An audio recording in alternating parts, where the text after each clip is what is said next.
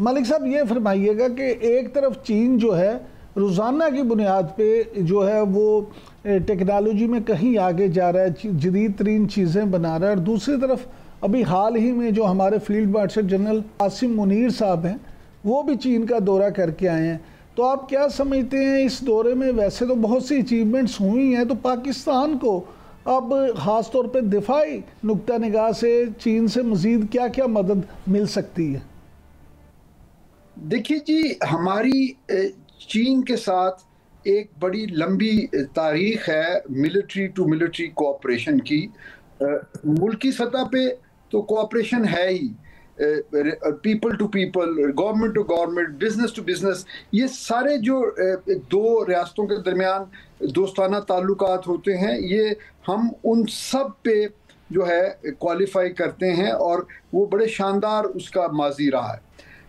और military relationship में आप ये देखिए, मिलिट्री टेक्नोलॉजी में पाकिस्तान ने चीन को भी बड़ा सपोर्ट किया है। हमें इस चीज़ को नहीं भूलना चाहिए कि जब चीन जो है वो, उसके बारे में कहा जाता था कि वो एक इनवर्ड लुकिंग कंट्री है, एक आयरन कर्टन के पीछे एक मुल्क है जिसके बारे में किसी को पता नहीं था कि वहाँ क्या हो रहा है, और वो आहिस्ता आहिस्ता एक ज़रूरी मुल्क से एक टेक्नोलॉजिकली एडवांस मुल्क की तरफ जा रहे थे। तो उनका कोई एक्सपोजर नहीं था एयर पावर से रिलेटेड टेक्नोलॉजीज़ में, तो पाकिस्तान ने बड़ी मदद की, क्योंकि पाकिस्तान उस वक्त बेहतरीन जो यूरोपियन और अमेरिकन इक्विपमेंट का एक अच्छा जो है यूज़र था। तो पाकिस्तान ने बहुत हेल्प किया, पाकिस्तान ने उनके जहाज़ों को मॉडिफाई किया, वो बहुत सारी चीज़ों को उनको मदद की कि वो उसको रिवर्स इंजीनियरिंग करके डेवलप कर सकें। फिर हमने उनके साथ जहाज़ों की को प्रोडक्शन की, जिसकी डिज़ाइनिंग में पाकिस्तानी इंजीनियर्स और पायलट्स का ज़्यादा अच्छा इफ़ेक्टिव रोल था। JF-17 की मैं बात कर रहा हूँ। लेकिन उसके बाद चाइना ने बहुत एक्सेसिव जो है रिसर्च एंड डेवलपमेंट की, तो हमारे लिए बड़ी खुशाइंद बात है। अच्छा एक सर, ऐसा मलिक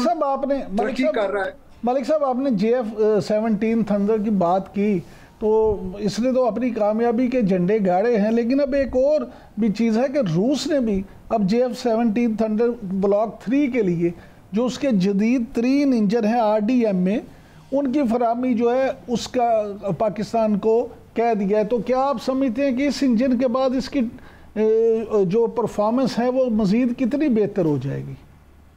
जी यकीनन। देखिए, इंजन्स में हमारी हमेशा से ये ख्वाहिश रही है कि हम बेहतर जो है इसमें पावर प्लांट लगाएं, इंजन जिसको आम ज़बान में कहा जाता है, क्योंकि जब इंजन्स बेहतर होंगे तो एवियोनिक्स हम बेहतर कर रहे हैं। ब्लॉक 3 में एवियोनिक्स और जो आर्मामेंट है वो बहुत बेहतर है।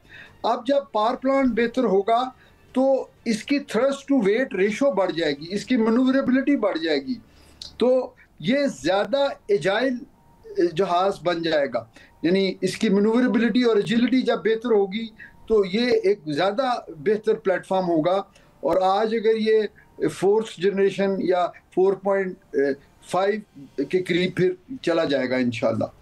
अच्छा मलिक साहब, ये फरमाइएगा कि India.com ने एक रिपोर्ट दी है कि भारत एक ऐसा बंकर बस्टर मिसाइल जो है वो बनाने में मसरूफ़ है कि जिसके आगे अमेरिका के JBU-57, रूस के KAB-1500 और चीन के DF-15C बंकर बस्टर भी कुछ नहीं। ये मिसाइल ज़ाहिर है वो चीन और पाकिस्तान के लिए तैयार कर रहा है और तो किसी के लिए नहीं। तो क्या हमारे पास इन चीज़ों का तौर मौजूद है?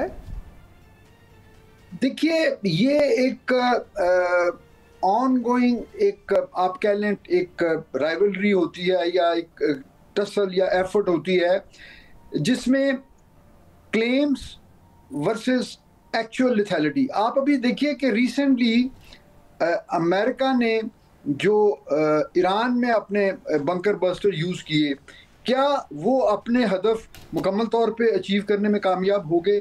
जवाब उसका नफ़ी में है। तो भारत तो अभी इस टेक्नोलॉजी में बहुत पीछे है, तो मेरा नहीं ख्याल कि वो कोई शॉर्ट टू मीडियम टाइम जो रेंज में वो कोई ऐसी थ्रेट पोज करेगा कि जिससे इस पर्टिकुलर डोमेन में जो है वो हमें कोई बहुत तशवीश की ज़रूरत होगी। लेकिन यकीनन मैं ये समझता हूँ, क्योंकि हमारे जो रिसर्च एंड डेवलपमेंट और एनालिसिस के जो हमारे डिपार्टमेंट्स होते हैं फोर्सेस में, वो यकीनन उसके ऊपर अक्रॉस द बॉर्डर हमेशा एक गहरी नज़र रखते हैं कि वहाँ पे क्या सोचा जा रहा है, क्या डेवलप करने की कोशिश की जा रही है या क्या एक्वायर किया जा रहा है। तो वो उस चीज़ को फॉलो कर रहे होंगे और अपना रिस्पांस उसके मुताबिक जो है, जो उनकी फिर कोई अगर गैप्स कहीं नज़र आएंगे तो वो उसको फिल करेंगे।